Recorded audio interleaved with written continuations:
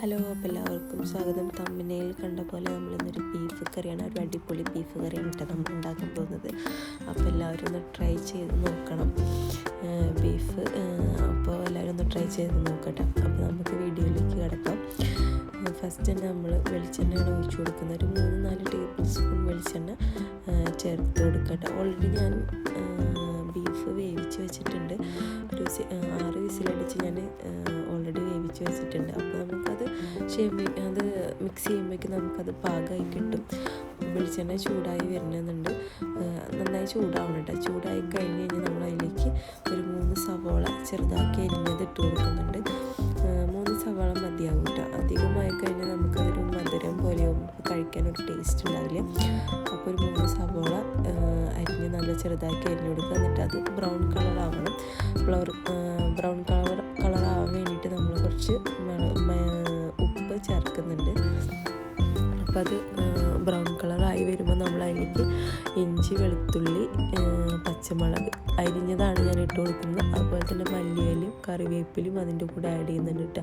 അപ്പോൾ അത് നന്നായി വഴണ്ടി വരുമ്പോൾ നമ്മൾ പൊടികൾ ചേർക്കണം.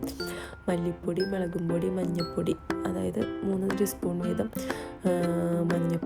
മല്ലിപ്പൊടി, മുളകും പൊടിയും ചേർത്തിട്ടുണ്ട്. ഒരു 1/2 ടേബിൾ സ്പൂൺ മഞ്ഞൾപ്പൊടിയും ചേർത്തിട്ടുണ്ട്. പിന്നെ ഒരു ടേബിൾ സ്പൂൺ കുരുമുളക് പൊടിയും ചേർത്തിട്ടുണ്ട് കേട്ടോ. അപ്പോൾ അത് നന്നായി വഴണ്ടി വരുമ്പോഴാണ് നമ്മൾ വേവിച്ച് വെച്ചിട്ടുള്ള അതിലുള്ള വെള്ളം നമ്മൾ ആദ്യം ഒഴിച്ച് കൊടുക്കണം. എന്നിട്ട് അത് കുറുകി വരുമ്പോഴാണ് നമ്മൾ ബീഫ് ഇട്ട് കൊടുക്കുന്നത് കേട്ടോ. അപ്പോൾ ഇതെല്ലാവരും ശ്രദ്ധിക്കുക. അപ്പോൾ ഇത് നന്നായി മിക്സായിട്ട് കുറച്ചൊരു 5 മിനിറ്റ് നമ്മൾ ഒന്ന് വേവിക്കണം. ചൂടാക്കി നിർത്തണം. മുളകും പൊടി, മല്ലിപ്പൊടി എല്ലാം ഒന്ന് മിക്സായി വരണം. അതിന് ശേഷമാണ് നമ്മൾ അതിൻ്റെത് ഒഴിച്ചു കൊടുക്കുന്നത്. അപ്പോൾ ഇത് നല്ല ഡ്രൈ ആയിട്ടാണ് ഇരിക്കുന്നത്. അപ്പോൾ ഞാൻ കുറച്ച് വെളിച്ചെണ്ണയും കൂടി ഒഴിച്ചു കൊടുത്തിട്ടുണ്ട്. അപ്പോൾ നിങ്ങളത് ശ്രദ്ധിക്കുക, പെട്ടെന്ന് കരിഞ്ഞ് പോവാണ്ട് സൂക്ഷിക്കണം കേട്ടോ. കരിഞ്ഞ് പോയി കഴിഞ്ഞാൽ നമുക്ക് അതിൻ്റെ ഒരു സ്മെല്ലടിക്കും. അപ്പോൾ അത് കഴിക്കാനുള്ളൊരു ടേസ്റ്റ് ഉണ്ടാവില്ല. അപ്പോൾ അതും കൂടി നിങ്ങൾ ശ്രദ്ധിക്കുക. പിന്നെ ആ വെളിച്ചെണ്ണ ഒഴിച്ച് കൊടുത്തിട്ടുണ്ട്.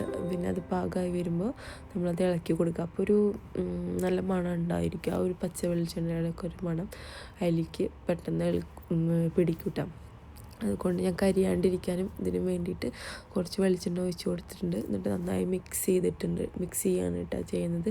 അത് നന്നായി പാകമായി വരുമ്പോൾ നമ്മൾ അത് മിശ്രിതം ഒഴിക്കാം.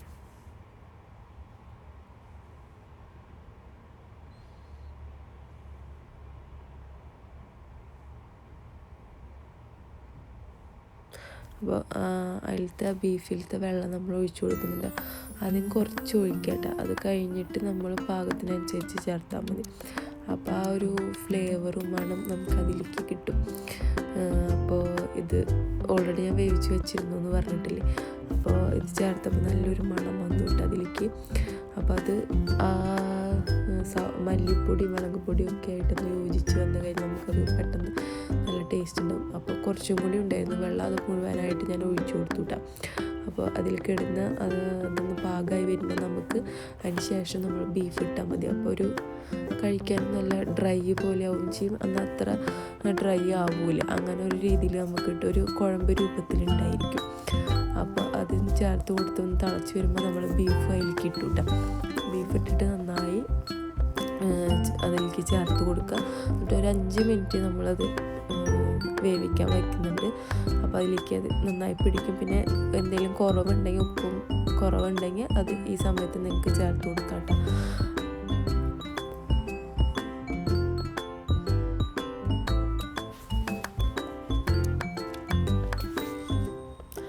കുറച്ച് മല്ലിയിലും ലാസ്റ്റ് നമ്മൾ ആഡ് ചെയ്യുന്നുണ്ട് കേട്ടോ. അപ്പോൾ പാകമായി കഴിഞ്ഞു. ഒരു 5 മിനിറ്റ് നിങ്ങൾ സെറ്റ് ചെയ്ത് വയ്ക്കുക. അത് കഴിഞ്ഞ് എല്ലാവരും ഒന്ന് ട്രൈ ചെയ്ത് നോക്കൂ.